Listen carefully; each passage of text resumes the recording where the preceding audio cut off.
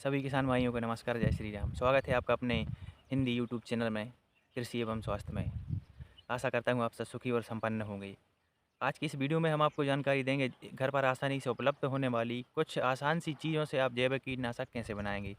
क्योंकि अभी गर्मी का सीज़न है तो किसानों ने बहुत अधिक मात्रा में मूंग की फसल बोई है। तो मूंग अभी कोई दो पत्तियों पर आ गई है और कई कई किसानों की मूंग थोड़ी सी अच्छी ग्रोथ में है। जिन किसान भाइयों ने पहले मूंग की बोनी कर ली थी तो उन किसान भाइयों की मूंग काफ़ी ग्रोथ में है। और अभी लगभग इल्ली मार के स्प्रे आपके वही 2-3 बार स्प्रे किसान भाइयों ने कर दिए होंगे, क्योंकि कई बार क्या होता है कि स्टार्टिंग में ही इल्ली का प्रकोप इतना बढ़ जाता है कि आपको बहुत हार्ड केमिकल फर्टिलाइज़र का उपयोग आपकी ज़मीन में आपकी इल्ली जो लग रही है उस पे आपको करना पड़ता है।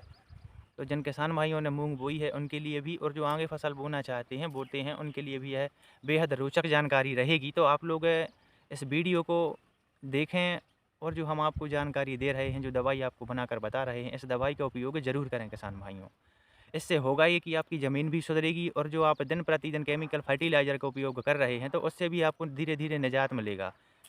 ऐसा है कि आप एक साथ तो टोटल जैविक खेती कर नहीं सकते, तो आप धीरे-धीरे आप कम-कम मात्रा में करके आप धीरे-धीरे जैविक खेती की ओर आप बढ़िए। उसमें यदि आप रुचि देंगे तो आप देख पाएँगे कि आपकी ज़मीन का भी सुधार हो गया है और आपकी ज़मीन जो केमिकल फर्टिलाइज़र से नुकसान रहित थी, जो ज़मीन बंजर होने की कगार पर थी, जो मिट्टी कठोर हो गई थी, वो धीरे-धीरे मिट्टी में नमी आएगी, मिट्टी में भुरभुरापन आएगा और आपकी मिट्टी में जो कृषि लाभदायक जीवाणु हैं, उनकी संख्या दिन प्रतिदिन बढ़ती चली जाएगी। कृषि मित्र जो हमारे जीवाणु होते थे, जैसे केंचुआ है और भी लाभदायक जीवाणु होते थे, वो आप अब ज़मीन में देखने को नहीं मिलते। उसका कारण यही है कि किसानों ने दिन प्रतिदिन केमिकल फर्टिलाइज़र का उपयोग करके उन जीवों को नष्ट कर दिया है। यूरिया, डीएपी की भरमार मात्रा में हम लोगों ने प्रयोग किया है अपनी ज़मीनों में, तो उसी के कारण ये दुष्प्रभाव हमें देखने को मिल रहे हैं। और इन्हीं दुष्प्रभावों के चलते आप देख सकते हैं कि स्वास्थ्य पर भी इसका हानिकारक प्रभाव पड़ा है। तो ठीक है, ये अलग विषय हो गया। और आप किसान भाइयों से सभी से मेरा निवेदन है कि आप लोग जैविक खेती की ओर धीरे-धीरे रुचि लाइए उसमें। तो आप देख पाएँगे कि आपकी ज़मीन भी धीरे-धीरे सुधर रही है और आपके परिवार के स्वास्थ्य में भी थोड़ा-सा बदलाव आपको देखने को मिलेगा। क्योंकि मार्केट में भी जो सब्ज़ी मिल रही है वो भी ज़हरीली है, और जो किसान खेती कर रहे हैं, अनाज उगा रहे हैं, फसल ले रहे हैं, उसमें भी किसान जैविक की जगह केमिकल फर्टिलाइज़र का उपयोग बहुत अधिक मात्रा में कर रहा है। तो हमारा कहना यही है कि आप जैविक खेती की ओर धीरे-धीरे बढ़िए और जैविक कीटनाशक, जैविक खाद, संजीवनी खाद, इनका उपयोग करके आप ज़मीन को बचाइए। तो हमारा आज का विषय यही है कि आप जैविक कीटनाशक अच्छी, दमदार और केमिकल फर्टिलाइज़र से बेहद असरकारक दवाई आप घर पर आसानी से कैसे बना सकते हैं, इसी की जानकारी के साथ हम आपको बता रहे हैं कि आपको लेना क्या है। आपको लेना है पहले नीम की पत्ती। नीम की पत्ती लेना है आपको 1 केजी। 1 केजी आपको नीम के पत्ते लेने हैं। नीम के पत्ते का जो स्वाद होता है वो होता है कड़वा। और यदि इस पत्तियों को या इसके रस को जो आप बनाएँगे, इल्ली खाती है तो उसको स्वाद में उसको कड़वापन लगेगा, तो इल्ली आपके फसल को नुकसान नहीं करेगी, उसका टेस्ट अलग हो जाएगा। तो इल्ली वहाँ से हट जाएगी, या तो मर जाएगी या तो वहाँ से भाग जाएगी। दोनों ही सूरत में आपकी फसल सुरक्षित रहेगी। दूसरी चीज़ आपको लेनी है इसमें सीताफल के पत्ते। ये सीताफल के पत्ते लेने हैं आपको 1 केजी। सीताफल के पत्ते 1 केजी लेने हैं। और इसमें आपको लेना है अकउआ के पत्ते। इसको कहीं-कहीं मंदार भी बोलते हैं, कहीं-कहीं आंकड़ा भी बोलते हैं, इसको लेना है। और एक होता है बेशरम, नदी के किनारे-किनारे मिल जाता है, कहीं दलदली वाली ज़मीन होती है तो वहाँ भी आसानी से मिल जाता है। खेतों के आस-पास तो मिल ही जाएगा, तो 1 केजी आपको वो लेना है। और 1 केजी आपको लेने हैं धतूरे के पत्ते, 1 केजी आपको लेने हैं धतूरे के पत्ते। और उसी में 1 केजी आपको हरी मिर्च मिला देनी है, जो थोड़ी-सी तीखी हो, खाने में थोड़ी-सी टेस्ट तीक्ष्ण, चटपटी हो, तीखी हो, तो उसको आपको 1 केजी ले लेना है। और आखिरी चीज़ लेनी है आपको गोमूत्र, 20 लीटर। 20 लीटर गोमूत्र लेना है। गोमूत्र में वही आपको पाया जाता है calcium, magnesium, zinc, sulphur, potash, ये सब और भी अच्छे तत्व पाए जाते हैं जो आपकी ज़मीन को सुधारने का भी काम करते हैं और कीटों को भगाने का भी काम करते हैं। तो इन सब चीज़ों को आपको इकट्ठा कर लेना है एक ड्रम में, और एक ड्रम में 50 लीटर पानी आप उसमें डाल दीजिए। इन सब चीज़ों को आपको, पत्तों को तोड़कर आपको उसमें डाल देना है एक ड्रम में, और 50 लीटर पानी भी डाल देना है। 20 लीटर आपका ये गोमूत्र हो गया, तो टोटल आपका हो गया डोज 70 लीटर। इन सब चीज़ों को उसमें, पत्तों को डालकर आपको तोड़ कर, कुचल कर आपको ऐसे तोड़कर, इसको ऐसे तोड़ के आपको उसमें डाल देना है आपको ड्रम में। एक पानी वाला ड्रम लेना है आपको, और उसमें आपको ये तोड़कर, ऐसे तोड़कर आपको इन सब चीज़ों को उसमें डाल देना है। मिर्ची को कुचल कर या मिर्ची की चटनी बनाकर उसमें आप डाल दीजिए।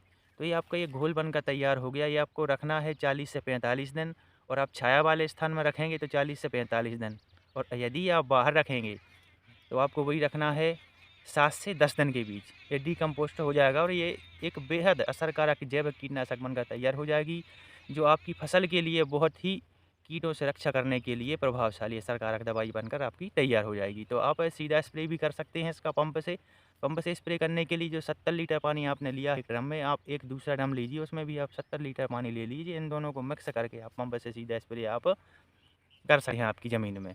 तो आप देखेंगे कि जो इल्ली है 2 से 3 दिन में इल्ली या तो भाग जाएगी या फिर इल्ली नष्ट हो जाएगी।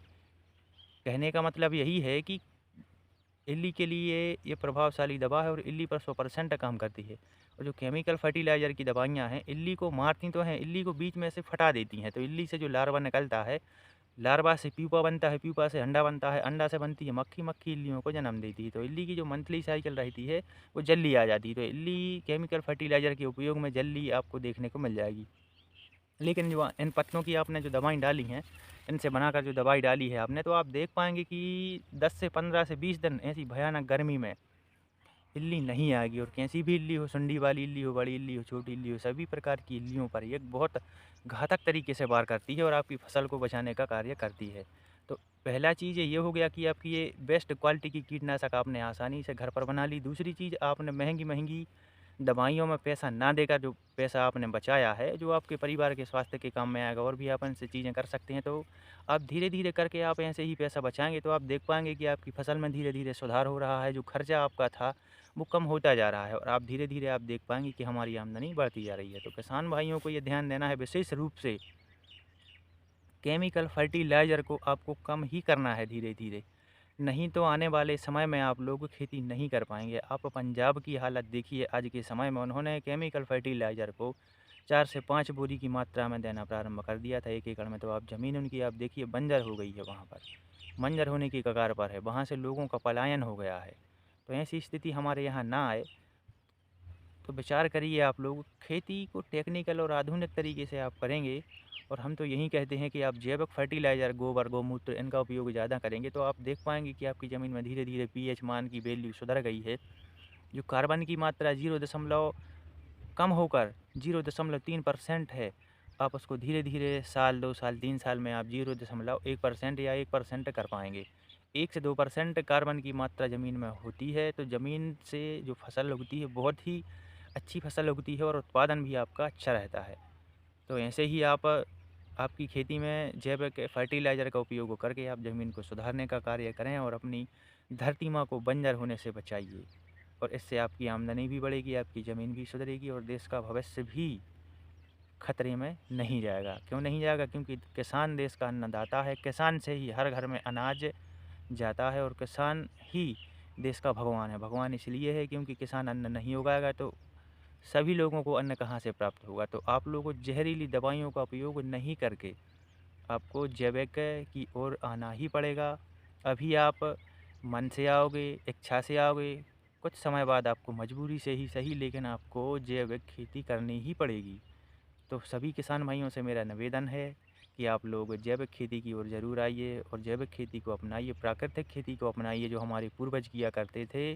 तो उसी प्रकार आप खेती करेंगे तो आपकी ज़मीन भी सुधरेगी, प्लस आपकी जो धरती माँ है वो हरी भरी रहेगी। जैसे हरे भरे जंगल हैं, वहाँ तो कोई फर्टिलाइज़र नहीं डला है, फिर भी पेड़ पौधे हरे भरे हैं। तो आप ऐसे ही आप ज़मीन की भी आप जो आप खेती कर रहे हैं, उसकी भी आप यही सोच रखिए कि हम दिन प्रतिदिन कैसे केमिकल फर्टिलाइज़र को डालकर हमारी ज़मीन को बंजर बना रहे हैं। ठीक है किसान भाइयों, जय श्री राम, धन्यवाद।